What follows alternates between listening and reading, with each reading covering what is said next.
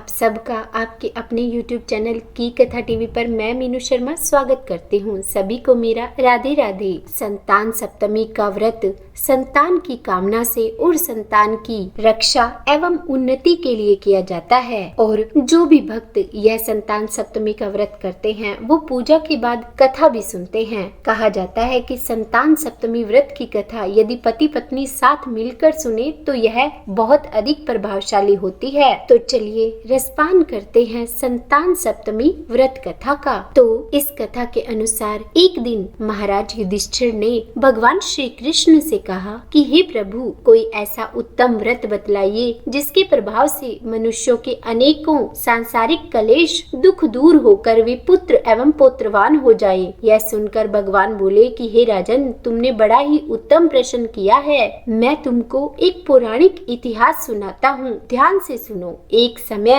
लोमस ऋषि ब्रजराज की मथुरापुरी में वसुदेव देवकी के घर गए। ऋषिराज को आया हुआ देखकर दोनों अत्यंत ही प्रसन्न हुए तथा उनको उत्तम आसन पर बैठाकर उनका अनेक प्रकार से वंदन एवं सत्कार किया। फिर मुनि के चरणोदक से अपने घर तथा शरीर को पवित्र किया। वह प्रसन्न होकर उनको कथा सुनाने लगे। कथा के कहते कहते लोमस ऋषि ने कहा कि देवकी, दुष्ट दुराचारी पापी कंस ने तुम्हारे कई पुत्र मार डाले हैं, जिसके कारण तुम्हारा मन अत्यंत दुखी है। इसी प्रकार राजा नहुष की पत्नी चंद्रमुखी भी दुखी रहा करती थी, किंतु उसने संतान सप्तमी का व्रत पूरे विधि विधान सहित किया, जिसके प्रताप से उनको संतान का सुख प्राप्त हुआ। यह सुनकर देवकी ने हाथ जोड़कर लोमस ऋषि से कहा कि हे ऋषिराज, कृपा करके रानी चंद्रमुखी का संपूर्ण वृतांत तथा इस व्रत को मुझे विस्तार सहित बतलाइए, जिससे मैं भी इस दुख से छुटकारा पाऊं। तब लोमस ऋषि बोले कि हे देवकी, अयोध्या के राजा नहुष थे। उनकी पत्नी का नाम चंद्रमुखी था। वह बहुत ही सुंदर थी। उनके नगर में विष्णुगुप्त नाम का एक ब्राह्मण रहता था और उसकी स्त्री का नाम भद्रमुखी था। वह भी अत्यंत रूपवती सुंदरी थी।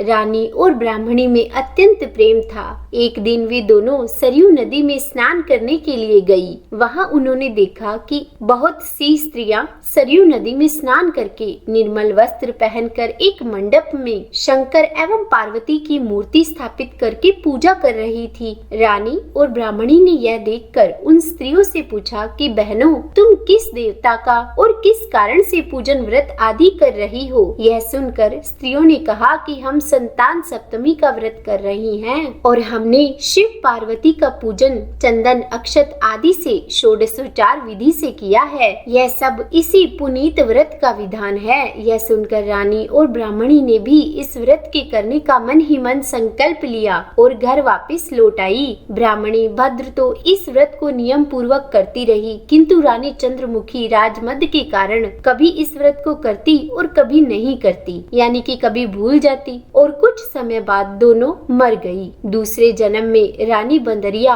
और ब्राह्मणी ने मुर्गी की योनि पाई, परंतु ब्राह्मणी मुर्गी की योनि में भी कुछ नहीं भूली और भगवान शंकर तथा माँ पार्वती का ध्यान करती रही। उधर रानी बंदरिया की योनि में सब कुछ भूल गई। थोड़े समय के बाद दोनों ने वह देह भी त्याग दी। अब उनका तीसरा जन्म फिर से मनुष्य योनि में हुआ। उस ब्राह्मणी ने एक ब्राह्मणी के यहाँ कन्या के रूप में जन्म लिया, जिसका नाम भूषण देवी रखा गया तथा विवाह गोकुल निवासी अग्निशील ब्राह्मण से कर दिया। भूषण देवी इतनी सुंदर थी कि वह आभूषण रहित होते हुए भी अत्यंत सुंदर लगती थी। कामदेव की पत्नी रति भी उसके सम्मुख लज जाती थी। भूषण देवी के अत्यंत सुंदर सर्वगुण संपन्न चंद्रमा के समान धर्मवीर कर्मनिष्ठ सुशील स्वभाव वाले 8 पुत्र उत्पन्न हुए।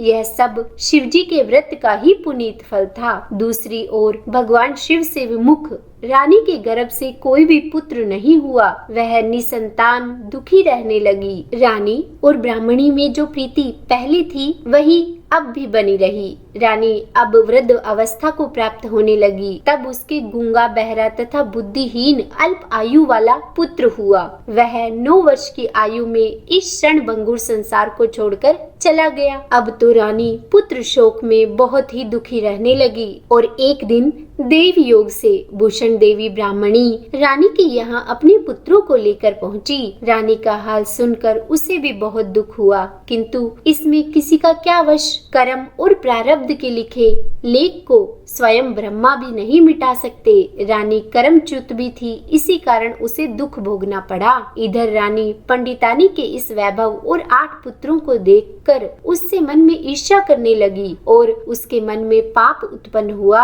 हालांकि उस ब्राह्मणी ने अपनी सहेली रानी का संताप दूर करने के लिए अपने 8 पुत्रों को रानी के पास छोड़ दिया, पर रानी ने पाप के वशीभूत होकर उन ब्राह्मणी पुत्रों की हत्या करने के विचार से लड्डुओं में जहर मिलाकर उनको खिला दिया, परंतु भगवान शंकर की कृपा से एक भी बालक की मृत्यु नहीं हुई। यह देखकर रानी अत्यंत ही आश्चर्यचकित हुई और इस रहस्य का पता लगाने की उसने मन में ठानी। फिर भगवान की पूजा से निवृत्त होकर जब भूषण देवी आई तो रानी ने उससे कहा कि मैंने तेरे पुत्रों को मारने के लिए इनको जहर तक मिलाकर खिला दिया, किंतु इनमें से कोई भी नहीं मरा। ऐसा तूने कौन सा दान और पुण्य किया है, ऐसा कौन सा व्रत किया है जिसके कारण तेरे यह पुत्र नहीं मरे और तू नित नए सुख भोग रही है। तेरा बड़ा सौभाग्य है। इनका भेद तू मुझसे निष्कपट होकर समझा, मैं तेरी बड़ी ऋणी रहूंगी। तब रानी के ऐसे दीन वचनों को सुनकर भूषण ब्राह्मणी कहने लगी कि सुनो,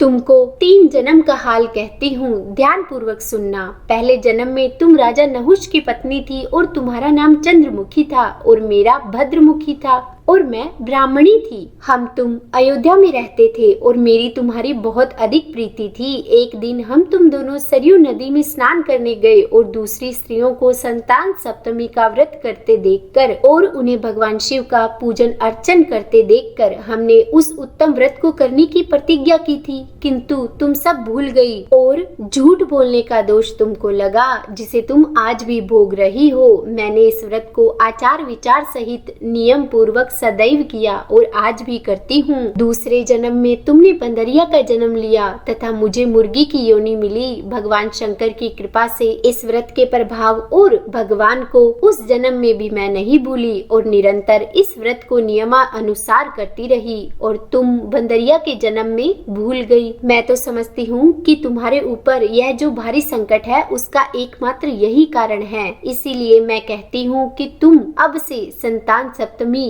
के व्रत को पूरे विधि सहित करो, जिससे तुम्हारा यह संकट दूर हो जाएगा। उसके बाद लोमस ऋषि ने माता देवकी को बताया कि हे देवकी, भूषण ब्राह्मणी के मुख से अपने पूर्व जन्म की कथा तथा संकल्प इत्यादि सुनकर रानी को पुरानी बातें याद आ गई और वह पश्चाताप करने लगी तथा भूषण ब्राह्मणी के चरणों में पड़कर क्षमा याचना करने लगी और भगवान शंकर पार्वती जी की अपार महिमा के गीत गाने लगी। उस दिन से रानी ने नियमानुसार संतान सप्तमी का व्रत भी किया, जिसके प्रभाव से रानी को संतान सुख मिला और संपूर्ण सुखों को भोगकर अंत में रानी शिवलोक को गई। भगवान शंकर के व्रत का ऐसा प्रभाव है कि पथभ्रष्ट मनुष्य भी अपने पथ पर अग्रसर हो जाता है और अनंत ऐश्वर्य भोग कर मोक्ष पाता है। लोमस ऋषि ने फिर कहा कि हे देवकी, इसीलिए मैं आपसे भी कहता हूँ कि आप भी इस व्रत को करने का संकल्प अपने मन में करो, जिससे आपको भी संतान सुख प्राप्त होगा।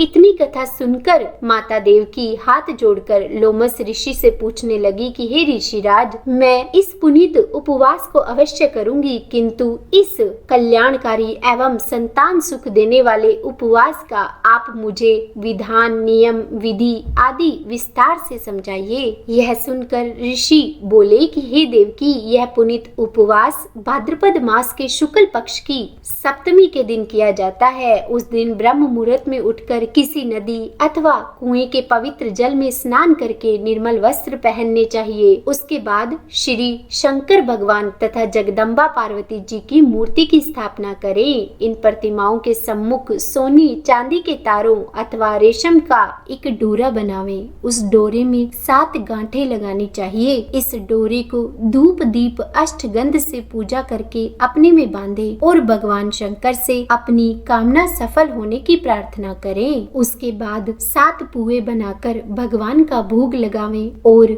साथ ही यथाशक्ति सोने अथवा चांदी की अंगूठी बनवाकर इन सब को एक तांबे के पात्र में रखकर और उनका षोडशोपचार विधि से पूजन करके किसी सदाचारी धर्मनिष्ठ सतपात्रा ब्राह्मणों को दान देवे। उसके बाद 7 पुए स्वयं प्रसाद के रूप में ग्रहण करें और इस प्रकार इस व्रत का पारण करें। हे देवकी, इस व्रत को इस प्रकार नियम पूर्वक करने से समस्त पाप नष्ट हो जाते हैं और भाग्यशाली संतान उत्पन्न होती है और अंत में शिवलोक की प्राप्ति होती है। हे देवकी, मैंने तुमको संतान सप्तमी का व्रत संपूर्ण विधान सहित बताया है, उसको अब तुम नियम पूर्वक करो जिससे तुमको उत्तम संतान पैदा होगी। इतनी कथा कहकर भगवान श्री कृष्ण ने धर्मावतार युधिष्ठिर से कहा कि लोमस ऋषि इस प्रकार हमारी माता को शिक्षा देकर चले गए और ऋषि के कथनानुसार हमारी माता देवकी ने इस व्रत को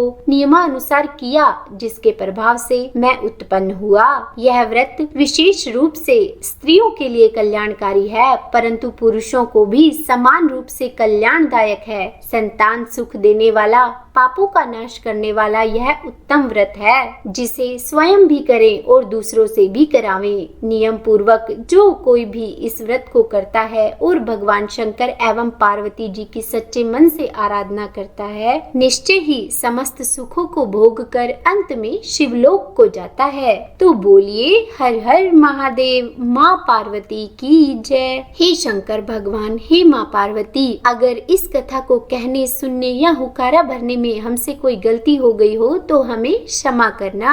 उम्मीद है कथा सुनने में आपको अच्छी लगी होगी। अगर वीडियो पसंद आई हो तो लाइक एंड शेयर करें और अगर आप मेरे चैनल पर नए हैं तो सब्सक्राइब भी कर दीजिएगा और हाँ, बेल आइकन को प्रेस करना बिल्कुल भी मत भूलिएगा। तो बोलिए हर हर शंभू।